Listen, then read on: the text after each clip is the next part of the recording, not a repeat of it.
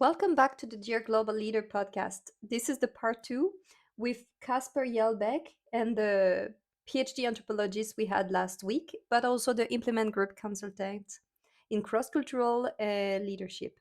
We stopped the discussion on something super interesting that I wanted that we open the part two with. The part two will be more about trust, leadership, communication, and under the lenses of your anthropologist background. So we stopped the discussion around identity and stereotypes in the professional setup. And it was really interesting because it's basically my case that I have most of the time. So as you mentioned, I'm French, but actually never worked in France. I always most maybe I worked 5% of my entire career time in France.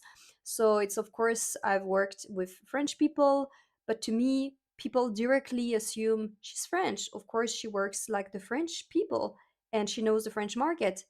And I'm trying to tell them no, I know the Asian markets. I know that, I've been in China, I've been in the US, I've been in Finland, I've lived there and worked there. So I know, but I would never say to my French colleague that I know their markets because that's not true.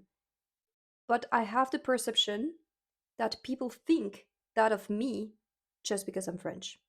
Yeah, in a sense, you became a token of how others imagine the Frenchness, right? Exactly. Yeah. I mean, thank you for sharing that. It's something I hear a lot, not just around nationality, but oftentimes we might come to the false conclusion that when we bring someone who has a different background than us, they must somehow carry knowledge of that background they represent with them, and that's their value that they bring. Which sometimes that can be the case for sure, but a lot of times it also puts people in a difficult spot, like you might have experienced. Sort of, well, no, I'm not that. I'm something else. So let's keep an open mind, right? Yeah. I also mention it because I have also the case every day working with different countries. I have people that work mostly locally, but the leaders always work internationally. Then, in between themselves, they still call each other, this is the German team, this is the French team, and then they assume that because the local work this way, the leaders, of course, at this local view, which at my level I see it's completely untrue, because they actually spend most of their time in international calls, trying to understand what works in Germany, in the UK, and what I can bring back to Italy and amongst themselves. They still see each other off. The German is like this, so and so on, and we go back to this. Yes. And obviously we do that for a reason, right? And I think part of the reason is, as human beings, our mental capacity, cognitive capabilities is limited, right? We don't have endless bandwidth to explore with open-mindedness the cultural differences and variance, because there's simply too much for us to cope with. So we somehow need to, rein it in. We need to somehow boil it down to something tangible, something we can manage, something we can understand. So I understand why we do that. I do it myself a lot as well. Um, but that doesn't make it accurate. It doesn't support us necessarily, and in fact, oftentimes it might do the opposite. And I think this is where sometimes, as an anthropologist, I don't know. I guess I see things a bit different from the more sort of classical management traditions around how do we see culture, because a lot of times we might think of culture as something that is an essence of something. If we scrape all layers away of what it is like to be Casper or Tiphaine or whoever, at the foundational level, bottom of everything, there's some essence, there's some core. And from a cultural lens, that is typically the values, the beliefs, the norms of what it is like to be me, and others who are similar to me. We share that, right? Which, yes, to some extent, sometimes we do. There's commonalities for sure. But the thing about culture is that culture is never static. Culture doesn't live out there. Culture only happens when we practice it. It is situated. It is in the emails. It is in the communication between teams or emails, like you said before. It is in the words we use. It is how we facilitate meetings. It is in the food we eat. It is in how we decorate our office buildings and all that stuff. That is culture. It is active. It is enacted. It is situated. It is historical. It is meaningful only if people practice it. And I think that that's an interesting perspective because it means that we can also change, right? We can change our culture. We can fiddle with it. But the trap, of course, is that we keep coming back to this essentialism idea, this idea that we can somehow bottle culture, right? And we can say, well, Tiphaine, you're French, you must know something about the French market. It's a label, right? And for sure, there could be something about that. But what we miss is opportunities for exploring other angles, different approaches, because lo and behold, when we do want to enter, say, French market or where we want to work, things are never as stable as they are because lo and behold, you don't, in a, let's say, Italian context, you don't have Italianness that we can somehow tap into, and then that will make our, company revenue and profits explode, right? It doesn't happen like that. It is complex. It is interacted, and we need to understand that dynamism for us to be successful in those contexts. So I think that meant that mindset shift is quite important when we work across cultures. I think we jumped straight into it because we're at the middle of our discussion of part one. But I wonder if you could explain a bit your background of anthropologist and what it taught you, because now you're a consultant and not everybody comes from the same background as you. I don't think there is so much anthropologist at Implement. So, what are the difference you see in what you learn, your methodology you use, how you face a problem versus maybe the other consultant that maybe did a different school, management or engineering, for example. There are other anthropologists here at Implement for sure. We're not many, but there are a few. Um, the anthropological perspective, I would say, to an organizational context is, first of all, it's one perspective, not all encompassing. I think it's another piece in the puzzle, you could say. But in some ways, I think it's an important and sometimes overlooked piece of the puzzle. And the reason is, when we are busy, when we are navigating in systems that are geared not for change and explorations, but basically for operational efficiency, go, go, go, do things, linear progression, anything that has what some people might call sort of an adaptive nature of the challenge, meaning it's more complex. We have to change our mindsets to navigate in this. The system sort of shuts down because it's not geared towards that. And this is where I think the anthropological perspective is interesting, because we might have set the system up, yet we are human beings who navigate in ways that are fundamentally unpredictable and requires adaptive leadership. What I mean by that is, seen from an anthropological perspective, you can always see leaders as they're not the architects of great team performance. They don't put the pieces into place and then watch the whole thing unfold as intended. What they do, however, is they curate. They curate meetings, they curate ways in which we can collaborate and communicate. And if the leader does that well, they will realize that that livedness within the team actually performs quite well, and people engage and they thrive because they can utilize their curiosity, their expertise in ways that is useful to the team, rather than simply fitting into one particular box, being one label. The person who knows a lot about France, what do I know, right? And which is often misguided. So we don't want to be architects as such. We want to be curators who creates the conditions for the team to collaborate well. And we'll see what emerges, because fundamentally we don't know. With experience, yes, we certainly do know. We can navigate that better. But I think this is where the anthropological perspective sometimes differs a bit from the more classical management theories, which are very useful in their own right.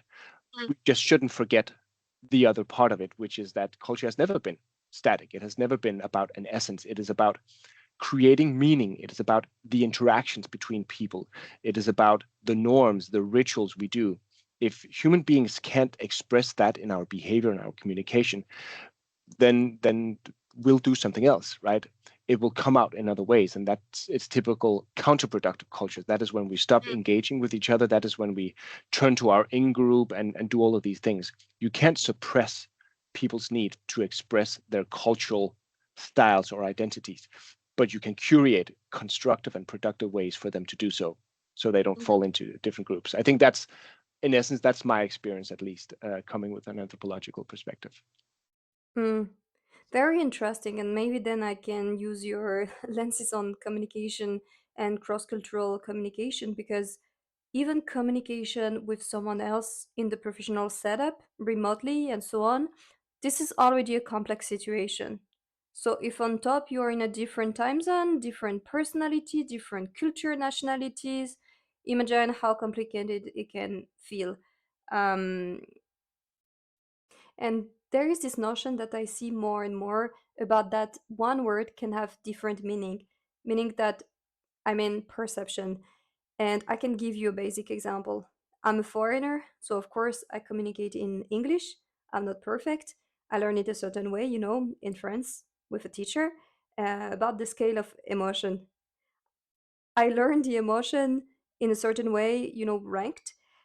This is a small emotion, this is a big emotion. And when I discuss with natives or even foreigners, all of our scales are different, meaning that sometimes someone can tell me, "Are you mad?" And then I'm like, "No, because this is emotion that is high on mind, and for them, it's the first one." So you can see that you can trigger people just by one simple word that have a different meaning. Bless you. That one word that have a different meaning can trigger the person or shift the conversation. And here I just mentioned emotion, but it can be about anything, expression, that is understood the wrong way. So I wondered, what is your view on this? So, for instance, a lot of, I don't know if it's a particular Danish thing, but I tend to use a lot of irony, sometimes sarcasm as well, in humor, um, and coupled with this sort of Scandinavian jantelov concept, which some of you might know about, the idea that don't boast about your success, don't think you're better than other people. But that thing, um, sometimes I take for granted that if I really like someone, if I really think we work well together, I will make fun of them, and I don't even mind doing it in front of others, because that's what people like me tend to do, right? Actually it's a sign of sort of like you're part of the group. But the problem is that that works really well if you're in Denmark or in Scandinavia. It doesn't really work very well in the rest of the world. In fact, it might break down collaboration. So I've seen that personally a few times. Um, but I also think just in day-to-day communication, right? Let me give you an example. So in a previous role, I worked with a great colleague and friend of mine, um, and he was from the UK, had a different ethnic background and so forth. Um, and he had come to Denmark to stay and spoke perfectly Danish, all good. And he came to join the company, and we him and I had met like once or twice at this time, and we're sort of working together. I'm preparing a survey for a client, and he was a native English speaker. So I thought, who better to sort of proofread the questions, and just to make sure that I hadn't Danish-fied the language and grammar too much. And so I sent it to him, and I sent a quick, I had 10 different things to do, busy sort of Monday, and I sent him this quick text message saying, "Hey, can you can you take a look at the survey questions? I need the input by Wednesday." Very, very to the point, direct, sharp. Boom, text message, go. And then I could do other things. I receive a reply back from him on text message saying, "Hey Kasper, I'm pretty busy up to Wednesday," he said, "but I'll take a look at it." Now, the the culturally intelligent, the culturally sensitive observer will pause, will say, I wonder what that means, this reply of his. Will he in fact deliver, or will he not? At least that's something that I didn't do in that moment. I just thought, well, perfect. He said he'll take a look at it, move on. But then he didn't send anything back to me by the supposedly agreed deadline, right? So I got kind of upset and annoyed by that, and I just did it myself. And then the day after, he sort of replied and said, "Hey, Casper, do you still need me to look at it?" And then I wrote, a pretty passive aggressive, well, not that passive actually, mostly aggressive text message back saying, "No, I did it myself, but listen, we agreed to this. Next time, just tell me if you can't do it, so I don't have false expectations, okay?" So pretty, confrontational. I didn't hear back from him, but I realized for me, that was I was annoyed, but that was it. I just needed to communicate that, done. But what I realized afterwards that he had taken that message very personal. Like he had taken it as though I had said he was not good at his job, that I couldn't trust him, and so forth, way beyond my intentions with that message, right? The point is, he and I, and obviously we realized that when we talked about our different cultural styles of communicating, I'm very sort of direct to the point, right? Because that's kind of what I've grown up in, and you can say things like that, boom, no problem. Um, and I don't really think about if it's to another person that I don't know as well, because if you're here, and I trust you. Why shouldn't you? But for him, it's different. If he doesn't know me personally, well, then how can he really trust me? How can he work well with me? We need to get to know each other, and also being more indirect. Like his text message said, "I'm busy, but I'll take a look at it." It's kind of an indirect way of saying I'm pretty busy. I have other stuff on my plate. I can maybe look at it, but I didn't take it for that. So because we viewed collaboration and trust through different lenses. He's not wrong, I'm not wrong, but we are different. And because we communicate differently, he's perhaps more indirect, I'm perhaps more direct. He's not wrong, I'm not wrong. The issue emerges when we interpret the other person's communication through our own lens. That's when the communication breaks down, right? And what's so interesting about, because this was obviously my fault, and what is so interesting about this example, at least to me, is I was doing this to be efficient. I was trying to get things done quicker by sending him a text message. I could have just called him up and say, "You say you're busy. What does that mean?" But I didn't want to do that because for me, that would somehow take more time. Ultimately, ended up taking way more time because now we had to go back. We had to resolve the conflict, rebuild the trust, and so forth, which had its own value. But in terms of time spent and efficiency, my approach took way longer. And so I think a lot of us, the issue that we have in global teams is that we forget that all of us want to be good colleagues. We all want to be efficient. We want to be inclusive, and we want to get stuff done.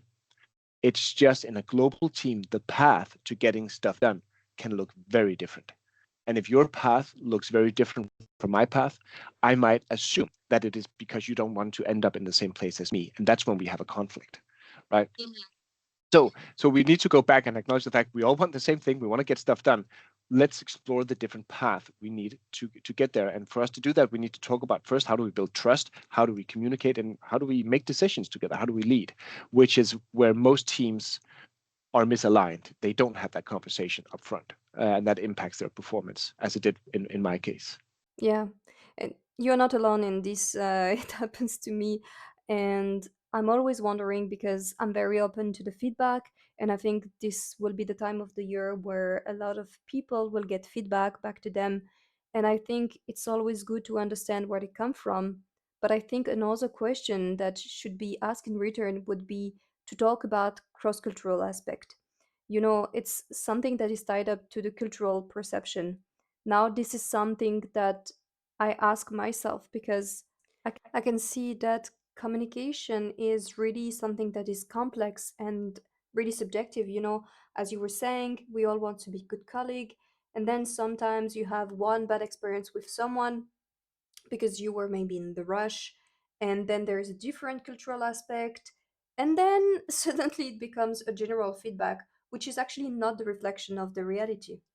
To be honest, it's also something I'm struggling with because I see something that we'll have to discuss next to you. It's a cut.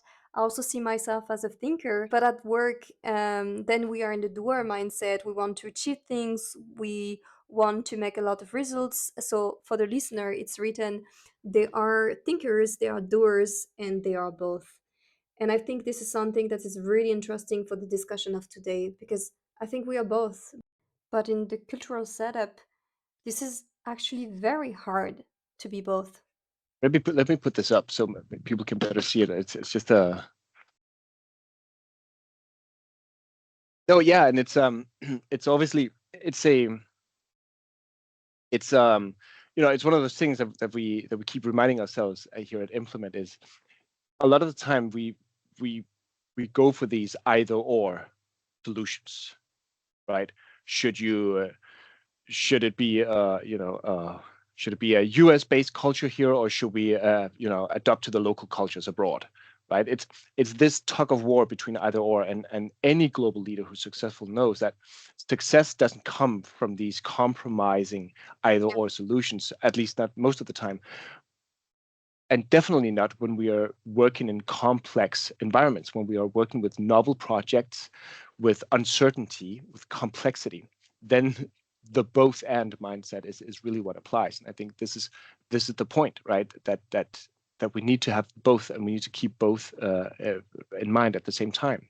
Uh, Not always in perfect harmony, but we definitely need to somehow figure out how we can balance the two for optimal performance. The dilemma you raise is so relevant and so present for so many of us, right?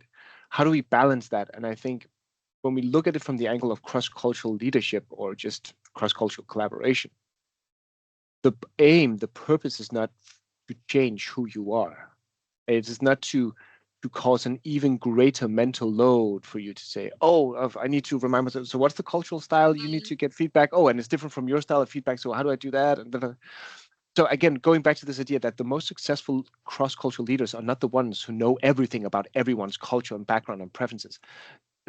It is the ones who understand, I need to listen and be open to the cues and the signals, so that when I unleash my inner introvert or extrovert, I don't know how you unleash an inner introvert. Anyway, side step. But the point is, when I'm me at my most my me-ishness, right? Like, what does that do to you? I need to be open to that. I need to be able to read your signal, because it is ultimately about, and you use the word authenticity, it's about that authentic relationship between you and me, where obviously we are unique and quirky and all that stuff, but we need to collaborate and we need to communicate in ways that you understand me and I understand you, without doubting that we have each other's best interest at heart, right? So there are different ways to do that. One is to simply being open-minded, and what you've done a few times now is you've shared examples where you clarify your style. You say you're an extrovert, right? You just, the person you said who said openly to you, listen, I prefer to use email for urgent messages, because disclosing those elements of who we are upfront and transparently makes it so much easier for everyone else to understand, how should I relate to you? And when I forget how I should relate to you, I am reminded by the way that you react. It's like, oh, it's because, whatever, Kasper is more introverted, or he's this and that, right? So I think disclosing that information upfront in a transparent way is a really good way for others to set the signal. But at the end of the day, it is about understanding, what is our culture of feedback like? How do we want to do it? Do we want to apply a standard feedback model in our yearly conversations? Is that the framework we want to do? Well, that works well, but then we can't have those constant interactions on a daily basis where we just go off on a rail on our own individual style. We need to agree on what the system should be designed like, so that we can have a culture that supports what works for us as individual. That is the key. That is the aim. And oftentimes we forget to have that conversation. And honestly, I think it's because most of us find it difficult. We don't know how to have that conversation. We don't know what we need to talk about. So we fall back on those conversations that emphasize a kind of artificial harmony, where we don't really want to dive into the sensitive topics, which can be difficult and for us to have and requires courage. But those are the conversations we need to have. And so I think a key leadership skill is also to understand, this is something that my colleagues here at Implement say quite a lot. We need to understand, what are the conversations we need to stop having? What are the conversations we need to start having as a team, as a group, right? And sometimes that means embracing those difficult things where we talk about who we are. We own our identity, as you say. We own our preferences, and sometimes we flex them because it is needed, right? But it requires conversations, and avoidance of artificial harmony, which I think today most of us would probably, as a default, take the artificial harmony way. And sometimes that is needed upfront, but we for sure need to understand also what are the conversations that obscures that we really need to have. Super. I'm mindful of the time, but I have one last question before this three last question of the podcast, which is, what are the difference in leadership expectation across the world? Okay, that's maybe a big one, but maybe we can tackle it. by bits. It's just that, again, I give you an example to clarify. I come from France, and we have a style of communication, and this will also define a certain persona that we believe is the right leader. And then you come to, um, we were mentioning India, or about this duck, and maybe for them communication is a different aspect, trust is a different aspect, and then it creates a pattern for a different persona imagined for a leader.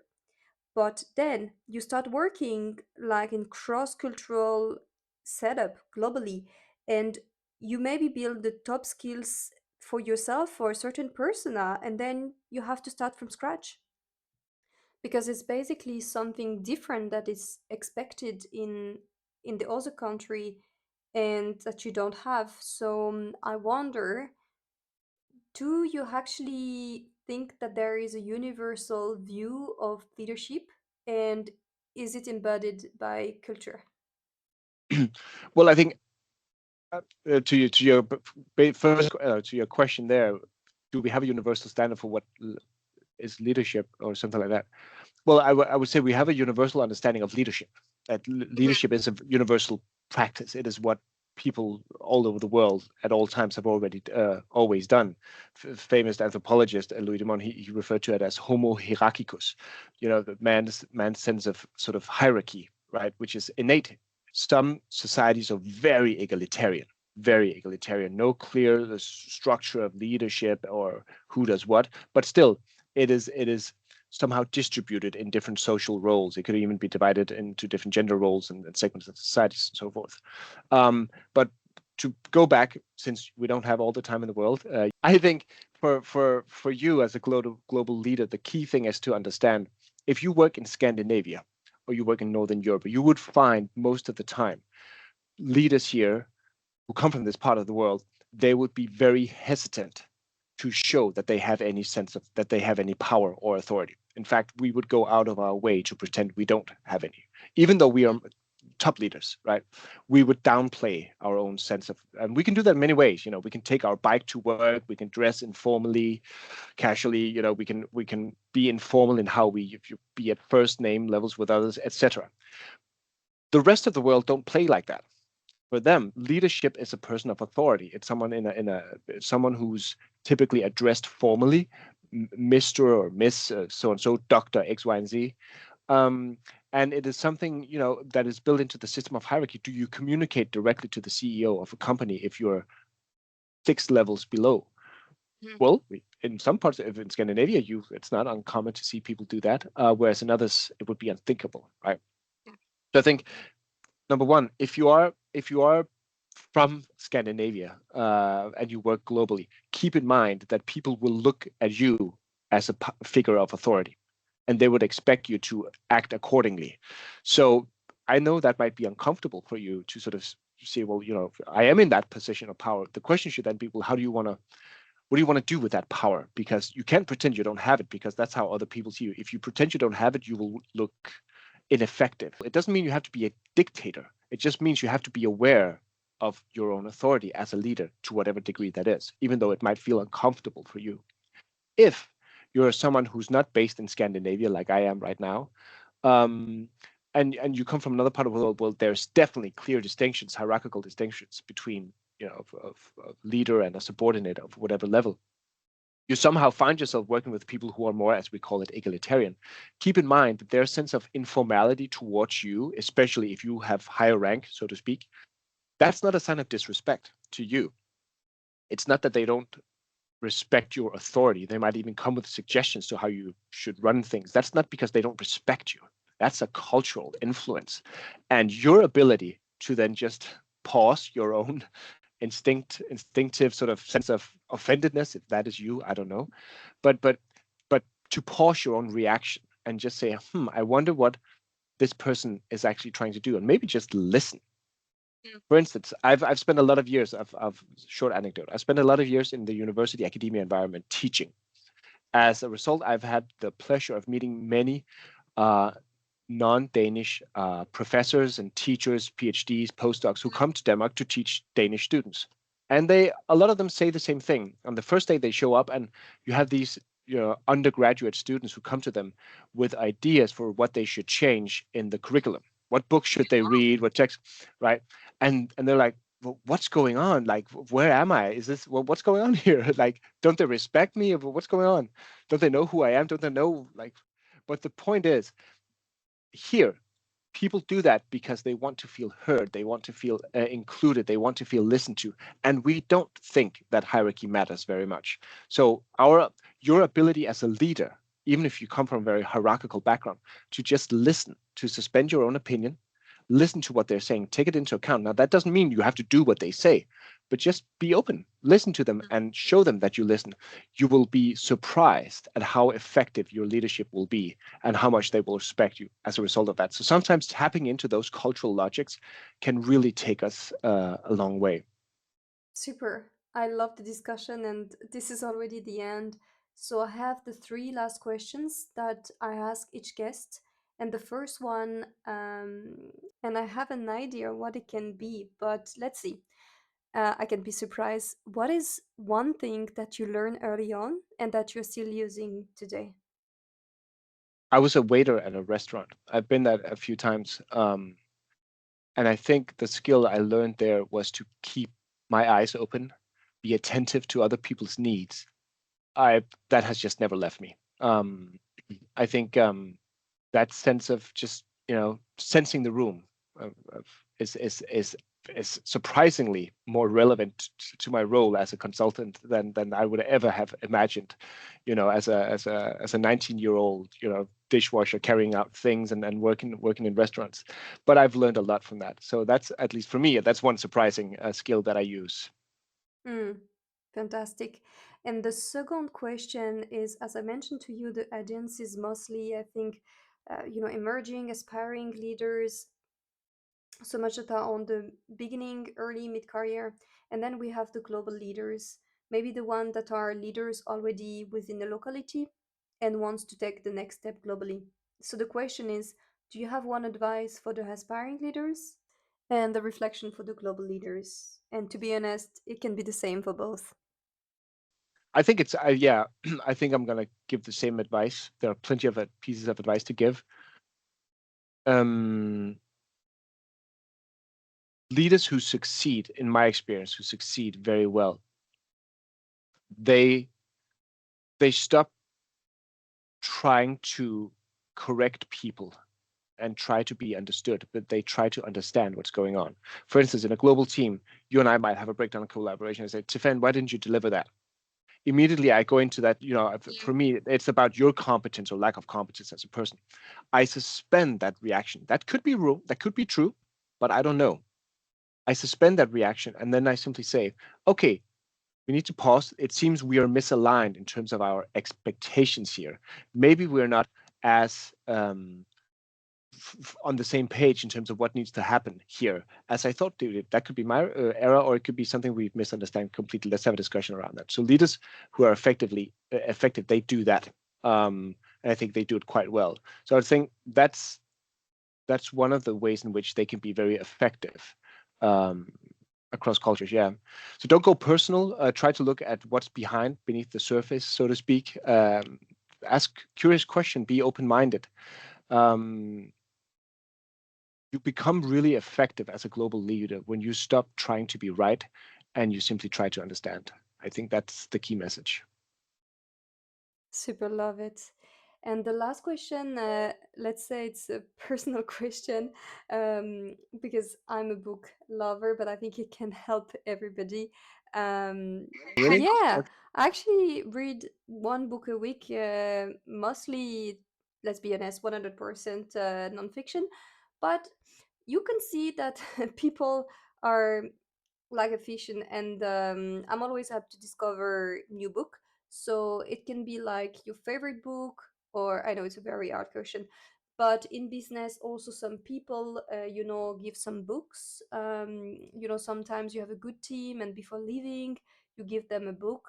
um I didn't know that about you. That's really interesting. We should have a podcast talking about books one day. I love books as well. I'm really surprised. Actually, right now I'm reading Charles Dickens' Great Expectations, and I'm really surprised about his way of writing, the humor in it.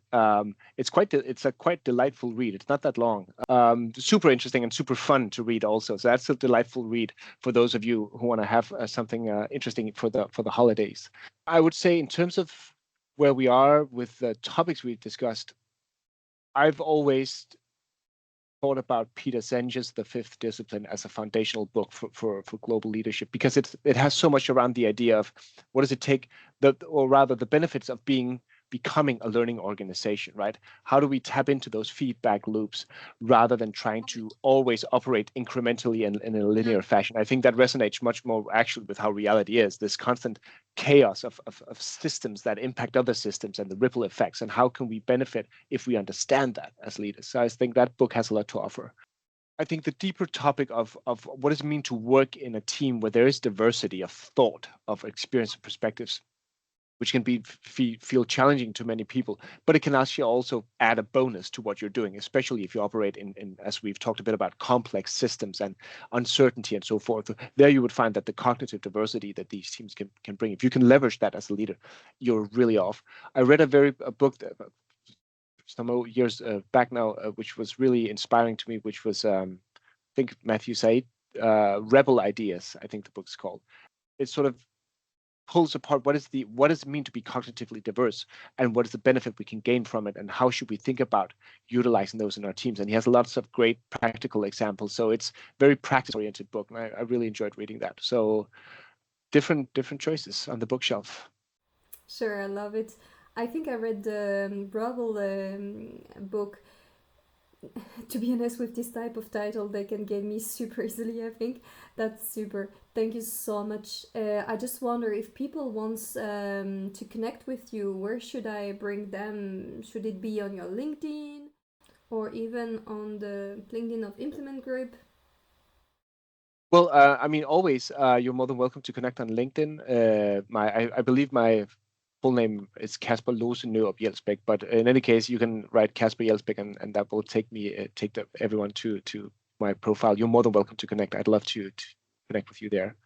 And of course, if you're more interested in how we operate with anything from supply chain to strategic execution, and of course leadership and team development within countries and across countries, you're always welcome to reach out to us at Implement. We'd love to have a conversation with you. Fantastic. Thanks so much, Casper. And this is the end of the episode. So, as always, if you love the episode, put 5 stars. It helps me to find new guests. And yeah, we see each other in the next episode. Thank you. Thank you so much, Tiphaine. It's been a pleasure.